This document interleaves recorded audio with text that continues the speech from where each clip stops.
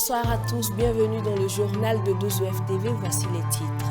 20 jours, c'est le délai qu'auront les nouveaux bacheliers sénégalais pour se faire inscrire dans les universités publiques et privées via la plateforme www.orientation.campussen.sn. L'information émane de l'autorité de tutelle qui fixe le délai du 20 août au 10 septembre 2019. 663 millions de dollars, c'est le montant que le gouvernement égyptien compte investir pour relancer la croissance dans le secteur industriel. L'annonce a été faite la semaine dernière par le ministre des Finances. Et pour notre dossier entrepreneuriat, nous reviendrons sur le business de vente de gaz butane à Abidjan. Une activité parfois capricieuse comme nous le verrons enfin l'édition. Merci de nous suivre avec ce communiqué du ministre sénégalais de l'enseignement supérieur, de la recherche et de l'innovation sur les préinscriptions dans les établissements et universités publiques et privées au titre de l'année académique 2019-2020. Selon le communiqué, les préinscriptions débutent à partir du 20 août 2019 à minuit au 10 septembre 2019. Délai de rigueur sur la plateforme orientation.campussen.sn. Pour valider leur préinscription, les candidats devront fournir les dossiers de demande d'admission dans les universités publiques et privées et des dossiers similaires pour les universités privées. Sénégal orientation. Les nouveaux bacheliers invités à se rendre sur le site www.orientation.campussen.sn pour valider leur demande d'admission dans les universités publiques et privées. Et on met cap sur Saint-Louis, dans le nord du Sénégal, et plus précisément à l'université Gaston Berger, où une session de formation sur l'utilisation de la plateforme www.orientation.campussen.sn a été dispensée aux futurs étudiants. C'était mercredi 7 août dernier au sein de l'établissement. Quelques images dans cet élément filmé par le site d'information Dakar Actu TV. Vidéo. Avoir le baccalauréat est une chose, mais faire un choix qui correspond à sa série est une autre chose et parfois l'étape est délicate et une erreur peut compromettre l'avenir du nouveau bachelier, ce qui aurait des conséquences parfois fâcheuses pour lui et pour sa famille et pour son avenir. Activité qui consiste à expliquer aux nouveaux bacheliers comment utiliser la plateforme Campusen. Comme vous le savez, au Sénégal, quand on a le bac, on ne peut pas accéder dans les universités publiques sénégalaises sans passer par Campusen. Nous nous sommes dit que c'est une étape très importante que nous-mêmes étant bacheliers à l'époque, nous n'avions pas cette chance et c'est ce que nous avons voulu faire avec les nouveaux bacheliers pour expliquer avec un expert de cette question qui est Cheikh Abdoul Dia qui travaille à l'université depuis une dizaine d'années. Beaucoup de bacheliers s'orientent vers des filières dont ils n'ont aucune information et vers lesquelles ils échouent massivement. Aujourd'hui, on a eu à présenter les universités. Mais ce qui est important, c'est de faire une présentation de Campusen afin d'éviter, afin de permettre aux bacheliers de faire des choix judicieux, mais aussi des choix réalistes. Quand vous êtes orienté quelque part, on vous donne un nombre de temps qui ne dépasse pas 15 jours, où l'on demande à l'étudiant de s'acquitter des frais d'inscription. Si ces délais sont passés, parce que c'est une question qu'on pose, acceptez-vous aller là où on vous a envoyé ou là où vous avez choisi? Oui, en payant les 25 000 francs.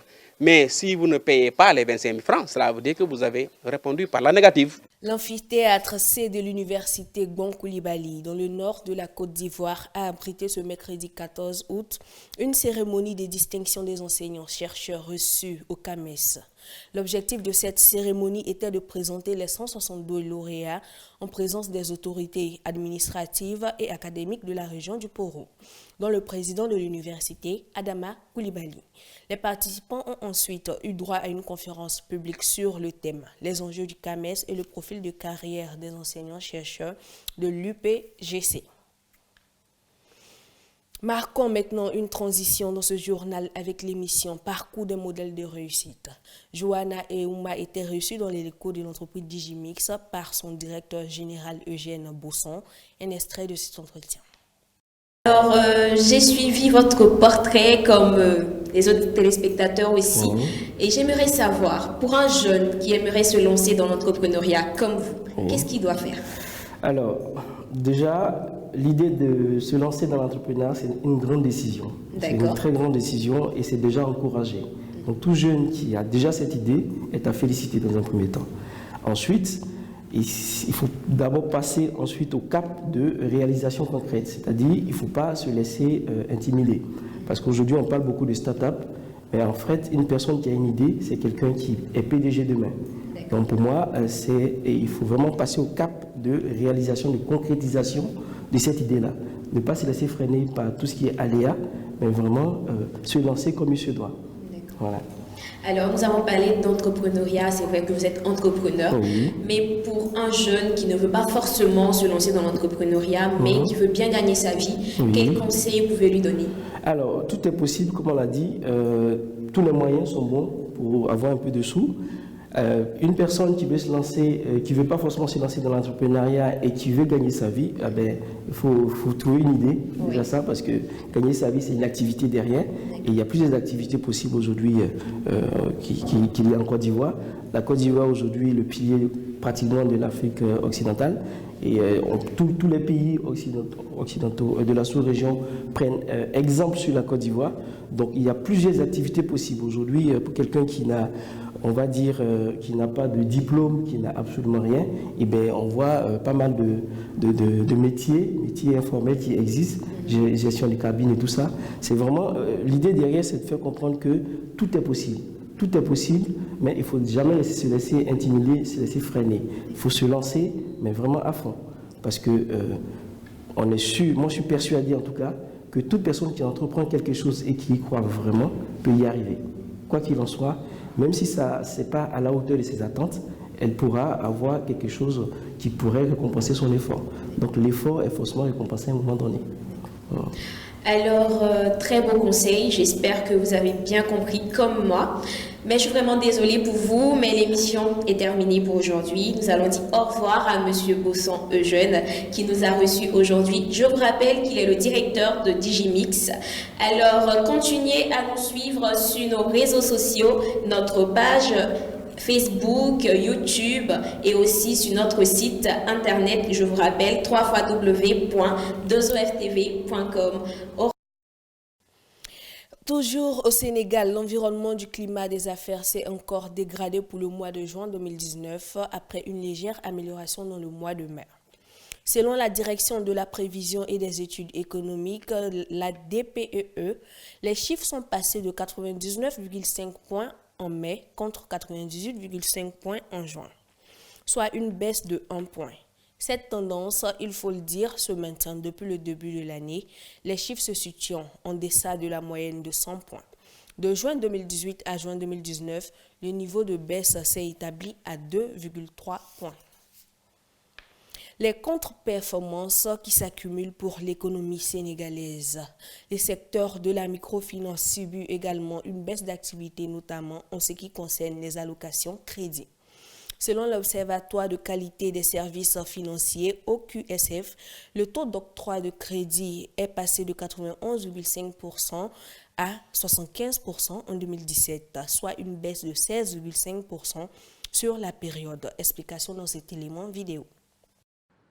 Au Sénégal, le taux d'allocation de crédit est passé de 91,5% en 2011 à 75% en 2017, soit 16,5% de différence. C'est ce qu'annonce l'Observatoire de qualité des services financiers qui relève une forte dégradation de l'indicateur sur la même période. On note parmi les facteurs explicatifs le taux élevé d'impayés sur le portefeuille de prêts, les difficultés d'accès des systèmes financiers décentralisés au refinancement et au marché financier et le degré élevé d'asymétrie d'information entre ces systèmes et leurs clients. Une économie sans financement, c'est l'agriculteur qui ne sera pas capable de démarrer son activité agricole. C'est également le producteur qui ne peut pas acquérir de nouveaux équipements. C'est également l'éleveur qui ne peut pas acheter du bétail. C'est également le commerçant qui ne peut pas s'approvisionner sur des marchandises ou des matières premières. À noter aussi que les demandes de différé de remboursement acceptées passent de 85,4% à 70,3%. Cette mauvaise performance performance de l'indicateur pourrait être principalement expliquée par le niveau élevé d'exposition au risque, incluant les procédures en matière d'octroi de crédit. N'oublions pas que le taux d'impayé, c'est un signal fort pour l'institution de microfinance d'octroyer ou de ne pas octroyer le crédit. Donc, en renforçant l'éducation financière ou la culture financière des sociétaires, ça peut permettre d'augmenter ce taux d'allocation de crédit. Il est important, en tout cas au niveau de chaque institution, de renforcer au moins le suivi, n'est-ce pas, des remboursements. Renforcer la communication en amont sur les procédures d'octroi de crédit est une priorité. C'est la recommandation de l'Observatoire de la qualité des services financiers. Il est prévu un affinement en fonction de la typologie des prêts, des systèmes financiers décentralisés, en vue d'avoir une meilleure appréciation des résultats observés. Au Cameroun, le mode de paiement des fonctionnaires et agents de l'État va connaître un changement majeur. Désormais, l'on passe d'un virement groupé via le système de gros montants automatisé Sigma à un virement individualisé via le système de télécompensation en Afrique centrale, les SISTAC. C'est ce qu'a annoncé ce mercredi 14 août le ministre des Finances, Louis-Paul Motaz, à Yaoundé, lors de la signature d'une convention avec les établissements de crédit relativement à la migration du mode de règlement de la solde et des pensions des agents publics en activité et à la retraite au Cameroun. Cette réforme vise notamment à réduire les risques de fraude sur les salaires avec la prise en compte des agents fictifs. Le Japon apporte une aide de 91 millions de dollars au Rwanda pour lutter en amont contre les risques de malnutrition. La signature de cet accord de financement qui intervient sous forme de prêt vise à doter le Rwanda des moyens nécessaires à la mise en œuvre de son programme de transformation agricole et de lutte contre la malnutrition. Le Rwanda fait partie des pays les plus vulnérables en Afrique en matière d'alimentation, le pays étant classé 151e sur 187 au monde, selon l'indice de développement humain, avec plus de 40% d'enfants de moins de 5 ans souffrant de malnutrition, selon des données datant de 2015. L'Égypte poursuit ses efforts en matière de redressement de sa balance commerciale. La semaine dernière, le ministre des Finances, Mohamed Maït, annonçait le lancement d'un programme de développement du secteur secondaire avec un investissement de 663 millions de dollars que l'État compte injecter pour la construction de 13 nouveaux complexes industriels et la mise en œuvre du plan d'exportation des produits de fabrication égyptienne. En mai dernier, l'Agence centrale pour la mobilisation publique et les statistiques dévoilait des chiffres positifs allant dans le sens de la réduction du déficit commercial, qui est passé de 4,42 milliards de dollars en mai 2018 à 3,32 milliards de dollars en mai 2019, soit un resserrement de 24,6%. Une application au service des très petites entreprises au Mali, c'est la petite révolution qu'a lancée depuis l'an dernier Mamadou Gourou Sidibé,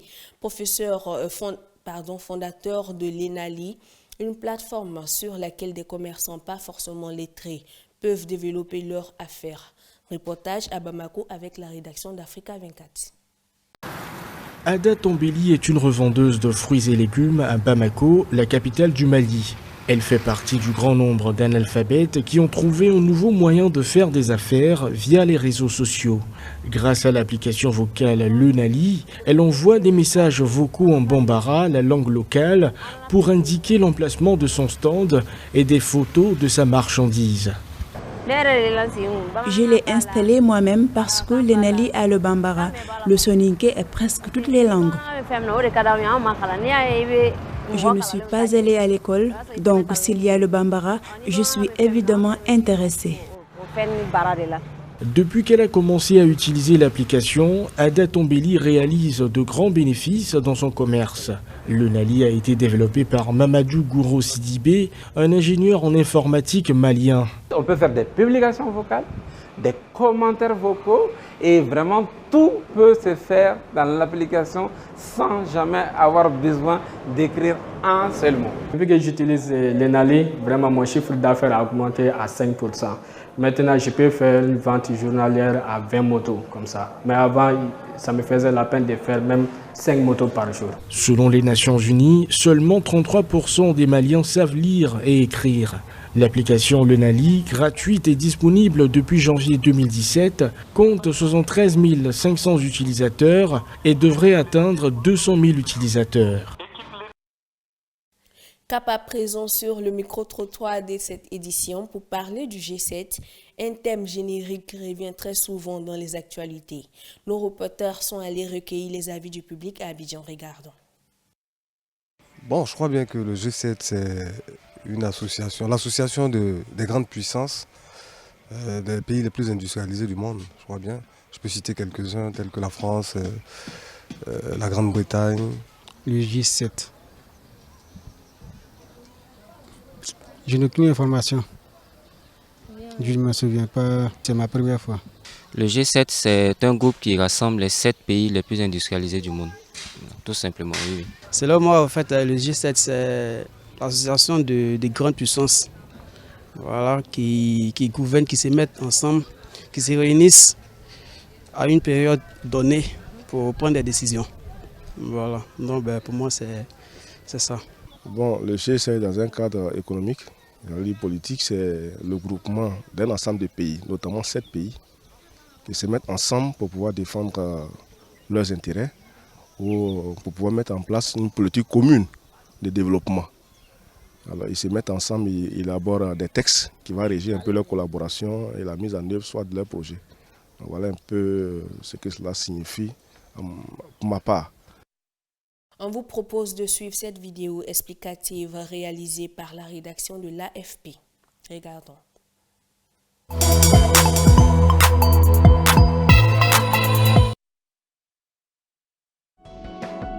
Le groupe des 7 rassemble les 7 économies considérées comme les plus puissantes du monde. États-Unis, Canada, France, Grande-Bretagne, Allemagne, Italie et le Japon.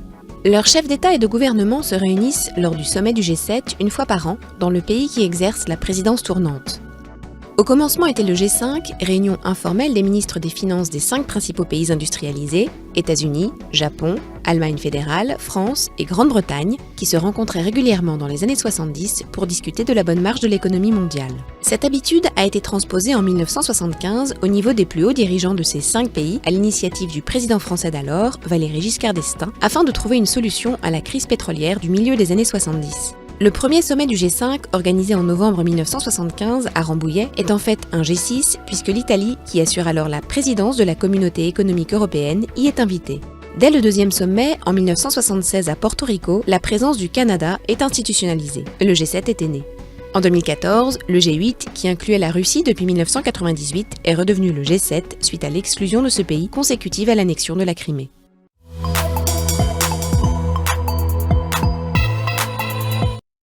Le dossier entrepreneuriat, je vous l'annonçais dans les titres, revient sur la vente des bouteilles de gaz butane à Abidjan.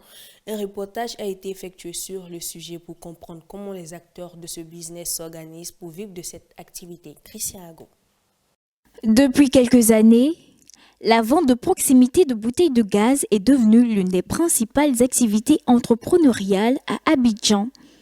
Généralement tenues par des dames, ces magasins ont connu une prolifération remarquable au début des années 2010, avec la raréfaction des points de distribution du gaz butane et les pénuries qui s'y accompagnaient. Cette conjecture se transformera vite en opportunité d'investissement pour les bourses modestes qui, misant sur la pression ressentie par les populations en termes d'approvisionnement en gaz, multiplieront les initiatives d'ouverture de lieux de dépôt de gaz et ce, dans toutes les grandes agglomérations de la capitale économique ivoirienne. L'activité, il faut le reconnaître, tient tout son sens, mais sa rentabilité repose essentiellement sur des critères d'investissement élémentaires, notamment la densité démographique et la marge bénéficiaire garantie à partir du prix de ravitaillement. J'ai commencé mon entreprise, en tout cas avec vraiment pas beaucoup de moyens. J'avais 1,5 million par rapport aux bouteilles. J'ai approché les fournisseurs pour leur présenter mes problèmes. En fait, ils ont accepté de m'aider en me fournissant les bouteilles par rapport aux moyens que j'avais et j'ai commencé. En la matière, c'est plus qu'une question de persévérance. Selon les normes du marché, la livraison de la bouteille de gaz au revendeur se fait à 1800 francs CFA pour le format B6 et à 2100 francs CFA pour le format B12. Dans les quartiers, le prix d'achat ne peut franchir le seuil de 2300 francs CFA pour les B6 et 2500 francs CFA pour les B12. Un tableau qui est pris en compte avec les frais de location de magasins et le niveau de consommation locale peut s'avérer difficile à gérer pour les entrepreneurs. Bon, avec nos clients, ça se passe bien. Bon, souvent, quand les clients viennent, il y a d'autres affaires de monnaie, ça donne souvent des histoires à cause de la monnaie. Sinon, normalement, le prix, c'est 2200. La petite bouteille, la grande bouteille, c'est 5400. Bon, si elles viennent avec 5500, il n'y a pas de monnaie. D'autres aussi laissent 5500, puis elles s'en vont dire non, gardez la monnaie. Bon, au départ, il y avait les éponges en fer ici, les chiffons que je donnais comme monnaie. Bon, là, j'ai arrêté ça parce que ça m'embêtait. Sinon, avec les clients, c'est côté jeton monnaie là qui fait histoire. Sinon, ça va. Voilà. À côté de cela, le secteur a développé une forme de concurrence véritablement disputée du fait de son attractivité. Les magasins sont de moins en moins éloignés et même les boutiques s'y mettent. Ce qui oblige certains gérants à pratiquer le dumping au péril du profit pour attirer le maximum de clients. C'est tout cela la réalité de la vente de gaz à Abidjan. Pour les acteurs du marché, le vœu pieux est de voir les sociétés productrices baisser leur prix de sorte à accroître la marge de rentabilité dans ce business. Nous vous proposons à présent de regarder un bref aperçu des taux de conversion du franc CFA.